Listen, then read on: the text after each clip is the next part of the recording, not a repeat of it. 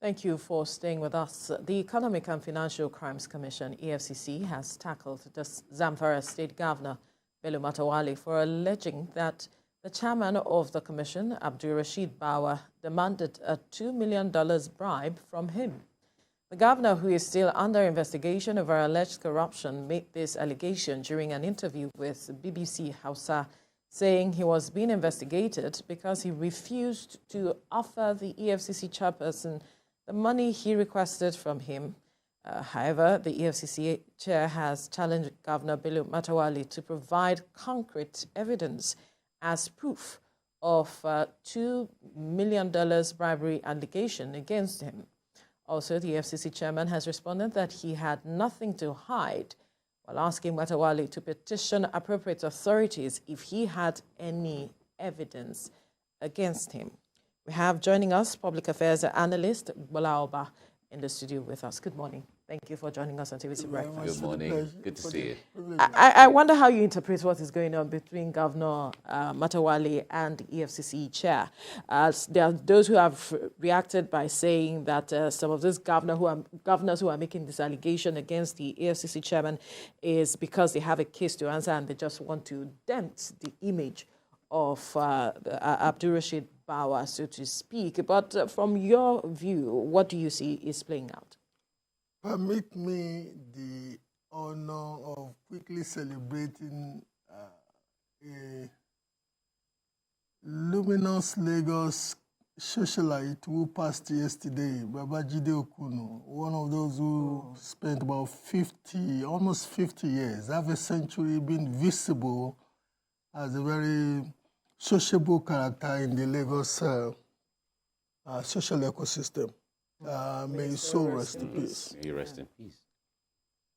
It is almost inevitable that the he says, she says contention we have ongoing between Matawalle, which is not the first time anyway, between the governor of Zamfara State and the incumbent chair of EFCC would be a melodrama that we keep on seeing or keep on witnessing. And the reason is because doctrinally, the nature of the way the law is framed will ultimately make the EFCC, as it is operating, become a target of a sort of infamy, of accusations, of whatever negative PR debt that people could throw on it would inevitably make it a target of such. And the reason is that we have over-concentrated the powers to unravel or investigate or deal with corruption in the hands of an agency, and the operatives of the agency in an environment such as ours are seen to be profiting from the legal or the statutory privilege that being operatives in that agency accost them. It would have been different if we have democratized the operations of the fight against corruption. Let me give you a typical example. There's a law in the United States of America called the Foreign Corrupt Practices Act, FCPA. It was through that FCPA Act that the conduct of aliboting in Nigeria was investigated in the US when Public Eye, a Swiss non-governmental organization, NGO, when it revealed that the conduct of aliboting in Nigeria was inconsistent with a law in America that says, as an American citizen, natural or corporate. If you go outside the United States of America and you get yourself involved in business practices inconsistent with the ethical mold of how you should have conducted yourself in the US, you will not only be prosecuted, but on conviction, you will be made to disgorge the profit from such conduct. Now, when Public Eye made the revelation that Allegation was involved in corruption in Nigeria, the FCPA machinery was initiated in America by some private investigators and lawyers. Ultimately, Allegation was fined more than $500 million after conviction. 300 something for the Department of Justice, $180 million for the disgorgement of profit. You know what? Some law firms, some investigators profited legitimately because they could get about up to 30% of the value of what Allegation was made to pay. Just imagine that we have a law in Nigeria that allows an investigative journalist working, say, with a law firm and a group of forensic accountants lasering in on people who conduct themselves, who profit from corruption. And the law allows them as whistleblowers or as people who aided the machinery of justice in making sure that the corrupt ones are convicted to profit from it. Would it not have been different from what we have now, where somebody, this is a practical example that we show, somebody told me in London about 3 years ago that a boy that he was helping when he was unemployed to subsist in Ibadan suddenly got employment into ICPC, an agency not too distant from EFCC, and 8 months after, he said he was buying properties in Ibadan. So, fundamentally, we know, except we want to delude ourselves, that the operatives of EFCC and ICPC, many of them are not clean.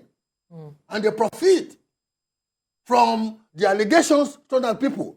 Am I saying what Matawalle is innocent? No. Should he be investigated? Yes. But you know what? Doctrinally and fundamentally, the architecture, the legal statutory architecture that we have, he says, she says, Matawalle accusing Bawa of having asked for bribe, and the agency claiming that he's only using that to want to bat away the fly of the allegation that is preying on him, will continue to happen. And it's going to be end up in melodrama. It's a back and forth and a back and forth. But the point there is, when the allegations, of course, it's not in our place to say it is founded. It's not. We are still waiting to see all of that. But allegations like this, what impact or perception does it create on the image of EFCC in the long run? Oh, to be honest with you, that's easy to just put a finger on. It puts EFCC in a very iffy situation, PR-wise, because you just want to wonder, okay, they probably will think it's going to walk away. Ultimately, why not just ring him now? And because this is not the first time we've heard of such allegations. Yes. Not even from somebody as high as Matawalle, a sitting governor who has the infrastructure, the constitutional infrastructure of immunity up until the last day, he spent in office, but even from ordinary denizens who always, often say that, you know what, when you have a case with EFCC, they will end up, wanting to throw some things at you with the view that you should settle them. How far that is true, I don't know. I've never been in EFCC's net. I've never been investigated by EFCC. But having said that, this is not the first time the allegation is coming to light, and EFCC really has to find a way of fundamentally working in a manner that will shield its operatives, particularly its head, from such an allegation. How can they achieve that by way of suggestion? To be honest with you, I would rather we go for a total doctrinal change in how the statute itself is packaged. For a while, under this outgoing government, we experimented with whistleblowing, rewarding whistleblowers. And we could see that to some extent it worked, because it brought out some instances or some incidences and cases that ordinarily wouldn't have been outed. Because, like I've always said, ever since the Phoenicians, this is a quote I once came across some years ago as a young student. Ever since the Phoenicians invented money, there is no better incentive to reward people than Gucci. People will always there is no perfect crime. When somebody is stealing money using his or her position, somebody sees it. Somebody is aware. Somebody is helping in the machinations of how the money will leave the normal route to the corrupt route.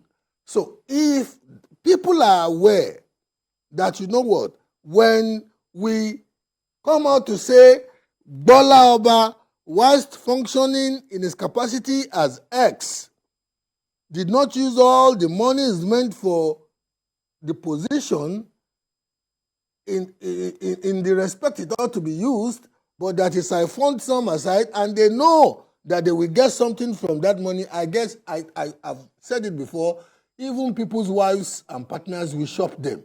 You know, when we say shop. So for me, I think fundamentally we have to look from the direction of the statute. We have to have statutes that will reward whistleblowers. We have to have statutes, apart from rewarding whistleblowers, that will reward people. Grew up with me in Mushi. They knew the schools I went to. They knew my background. They knew how Yeleja barely hicked a living. Suddenly now in Mushi, between somewhere I say Ilukweju and Mushi, I now have, a 10-story building. Bola, Nigeria Mude. See, we should have a law that should say somebody should walk to that building and say, the person should pretend like he didn't know the owner of the building. Building, tell us who owns you. Then, at a point, when that building starts talking, the beneficial owner of that building will ultimately be fingered. And if the beneficial owner cannot explain how suddenly that building belongs to him or her, Segbalaba can no longer explain, okay, then that building should be confiscated by the state, and the person, as in FCPA, the law allows up to 30% reward for such a character that brings about. That person should be given the reward for helping the state to bring back some of the stolen funds or some of the illicitly gotten funds, to the Commonwealth.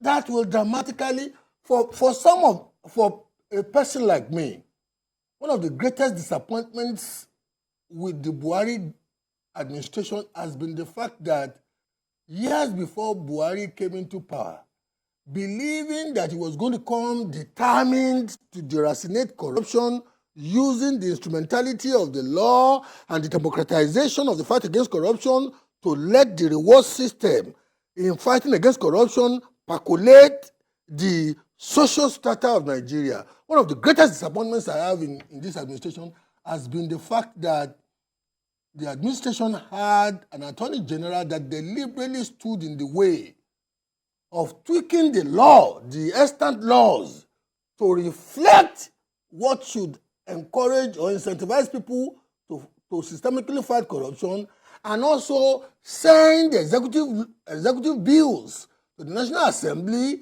that will democratize the fight against corruption. So this government is coming, if not worse, than it came in. You know, the laws the laws that gave birth to the EFCC, ICPC were not initiated by the Buhari. He made them. What systemic, sustainable, organic statute has the Buhari government put in place to complement even the seemingly dystopic EFCC and ICPC law? I'm sitting here thinking, you know what? Thank God he came and is about going. Now, some persons have said that, well, EFCC has been here more than a decade, going to 2 decades now as it is.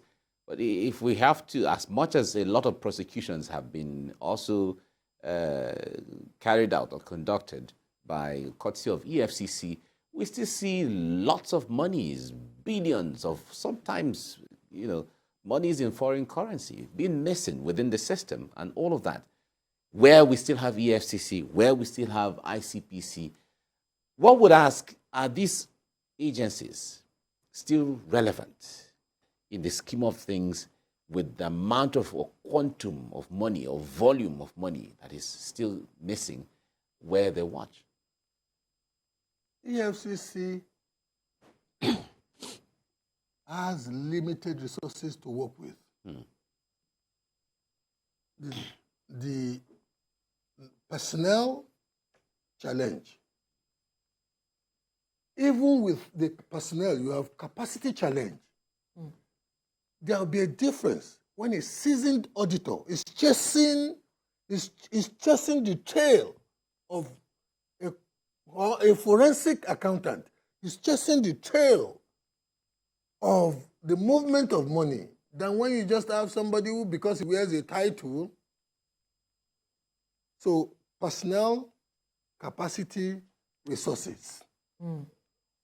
With these 3 major challenges, the EFCC can barely do as much as it's doing. And let's be very honest with ourselves, it will not be effective. And that is one of the reasons why I stated emphatically when I was starting out that we need to have a doctrinal review of the statute creating EFCC and the ICPC. What we have now is near comedy. I'm telling you, it's near comedy. How many percent?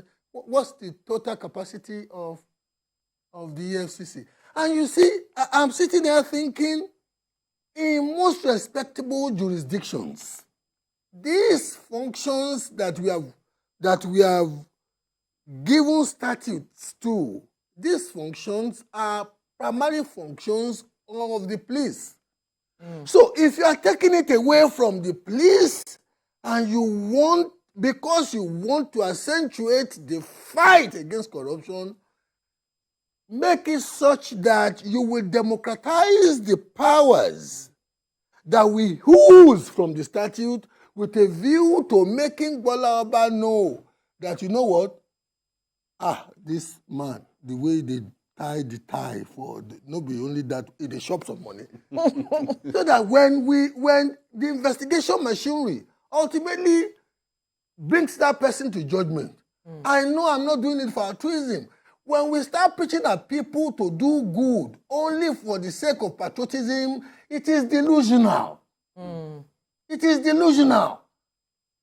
Let people feel a sense of reward. They are young lawyers, young investigative journalists, young forensic accountants who don't have the kind of briefs that some well-established senior advocates of Nigeria, some well-established fellows of ICANN, some well-established, journalists, but they can combine forces.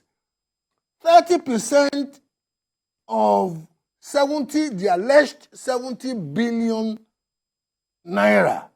30% of that money in chicken, you know. Mm-hmm. It's a lot. Bushing boy is even speaking.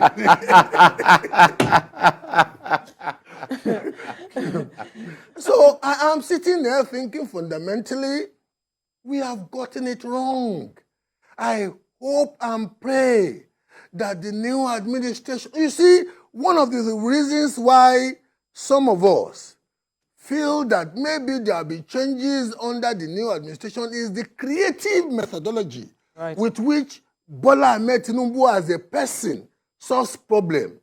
I want to say categorically that if the new administration under Bola Ahmed Tinubu keeps this EFCC, ICPC module of fighting against corruption, it will also fail against corruption. Right. And you know what? That administration needs to get some youngsters out there. All the energy with which that can now be discernible that they have. They should let them dispense those energy with a view to helping the state sanitize some of the things that are making the state not to work and yet get themselves rewarded. All right. That's a fine place to leave this conversation now because we have run out of time. Bola Oba, Public Affairs Analyst, we must thank you for your time. Once again, thank you for the opportunity. Thank you very much. Welcome. And may the soul of Abajide Okunu rest in peace. Amen. Thank you.